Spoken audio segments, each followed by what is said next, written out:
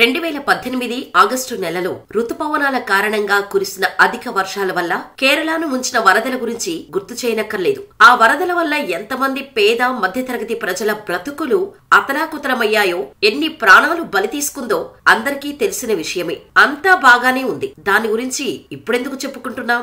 2018లో జరిగిన సంఘటన గురించి ఇప్పుడెందుకు అంటే, కేరళను ముంచిన వరదల గురించి కాదు. ఇప్పుడు మనం చెప్పుకోబోయేది ఆ వరదల్లో సామాన్య ప్రజలకు సహాయం చేయడానికి వచ్చిన వ్యక్తి గురించి. ఆ వరదల సమయంలో ఎంతో మంది మానవత్వం చాటుకుని ఎంతో మందికి సహాయం చేయడానికి వచ్చిన వాళ్ళు ఉన్నారు. కానీ ఒక వ్యక్తి మాత్రం ఎవ్వరికీ తెలియకుండా వచ్చి 8 రోజులు తన హోదా మరిచి సేవ చేసి వెళ్లిపోయాడు. అతను అక్కడి నుండి వెళ్ళాక అతనెవరో తెలిసి అందరూ షాక్ అయ్యారు. ఇంతకీ ఆ వ్యక్తి ఎవరు? ఆయన గురించి ఎందుకు తెలుసుకోవాలి అనే ప్రశ్న కూడా రావచ్చు. కానీ వీడియోను చివరి వరకు చూడండి, మీకే అర్థమవుతుంది. కానీ దానికి ముందు చిన్న రిక్వెస్ట్. మా వీడియోస్ చాలా మంది చూస్తున్నారు కానీ మా ఛానల్ ని సబ్స్క్రైబ్ చేసుకోవడం మాత్రం మర్చిపోతున్నారు. కానీ ఈసారి మరవకుండా ఇలాంటి మరిన్ని interesting real life motivational stories కోసం మా ఛానల్ ని సబ్స్క్రైబ్ చేసుకుని పక్కనే ఉన్న నోటిఫికేషన్ బెల్ ఆన్ చేసుకోండి. చివర్లో మీ అభిప్రాయాన్ని మాకు కామెంట్ ద్వారా చేయడం మర్చిపోకండి.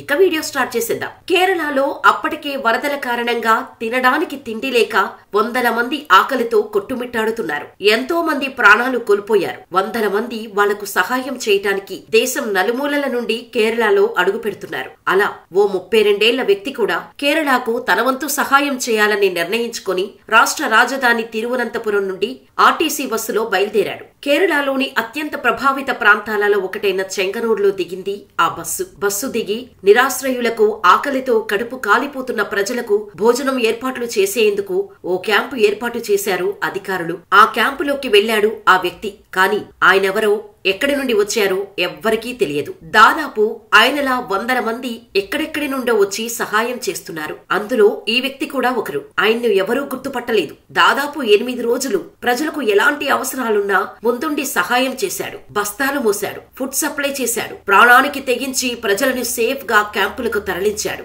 అది కేవలం 1 రోజు కాదు, 2 రోజులు కాదు, 8 రోజులు. కానీ అప్పటి వరకు ఆయన ఎవరో కూడా తెలియదు ఎవ్వరికి. అందరిలో ఒకడే కలిసిపోయాడు. కానీ 9వ రోజు మాత్రం ఆయన గురించి అందరికీ తెలిసిపోయింది. Kerala books and publications society కార్యాలయంలో రిలీఫ్ క్యాంపులో పనిచేస్తున్నప్పుడు అప్పటికి కేరళలో విధులు నిర్వహిస్తున్న ఒక సీనియర్ అధికారి అతనిని గుర్తించారు. ఆయనెవరో తెలిసి షాక్ అయ్యాడు. అతని గురించి పబ్లిక్ కు తెలిసేలోపే ఆ వ్యక్తి అక్కడి నుండి మాయమైపోయాడు. అతని కేంద్ర పాలిత ప్రాంతమైన దాద్రా మరియు నగర్ హవేలీలో జిల్లా కలెక్టర్ గా పనిచేస్తున్న 2012 బ్యాచ్ ఐఏఎస్ అధికారి గోపీనాథన్. 8 రోజులు ఒక కలెక్టర్ సామాన్యుడిగా కష్టపడి ప్రజల కోసం చెమట చిందించి ప్రాణాలకు తెగించి సహాయం చేయవచ్చాడనే తెలిసి జనాలంతా ఆశ్చర్యపోయారు. ఆయనెవరో తెలిసాక ఒక్క క్షణం కూడా అక్కడ ఉండకుండా వెళ్లిపోయారు. ఆ రోజు కేరళ ముఖ్యమంత్రి సహాయ నిధికి దాద్రా మరియు నగర్ హవేలీ నుండి ₹1 కోటి చెక్కును అందజేయడానికి ఆయన అధికారిక పర్యటనలో ఉన్నారు.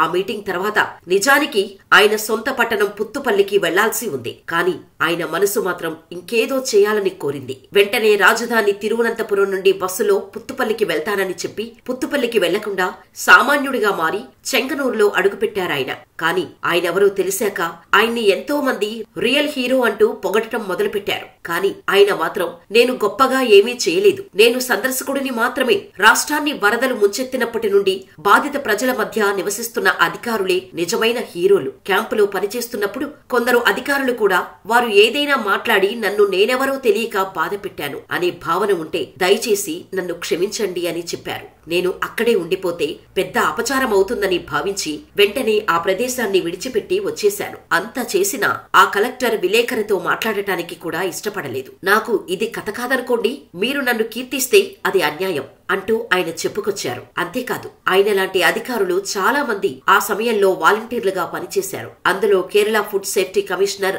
రాజమాణిక్యం బియ్యం బస్తాలను మోస్తూ కనిపించారు. త్రిస్పూర్ కలెక్టర్ టీవీ అనుపమ తన చిన్న బిడ్డను తన చేతుల్లో ఉంచుకొని క్యాంపులు చుట్టుముట్టారు. మరియు Thiruvananthapuram collector doctor K Vasuki ముందు నుండి వాలంటీర్ల బృందానికి నాయకత్వం వహించారు. ఇలా చాలా మంది కేరళను జాగ్రత్తగా కాపాడుకున్నారు. అంతటా ఇలాంటి అధికారులు ఉంటే మన దేశం అభివృద్ధి చెందటానికి ఎక్కువ సమయం పట్టదు అనేది అంగీకరించాల్సిన విషయమే. మరి ఈ స్టోరీపై మీ అభిప్రాయాన్ని మాకు కామెంట్ ద్వారా తెలియచేయండి. ఇన్ఫర్మేషన్ నచ్చితే ఈ వీడియోని లైక్ చేసి మా ఛానల్ ని సబ్స్క్రైబ్ చేసుకోండి. మరో అద్భుతమైన వీడియోతో మళ్ళీ కలుద్దాం. అప్పటి వరకు ఇక్కడ కనిపిస్తున్న ఈ వీడియోస్ కూడా చూసేయండి.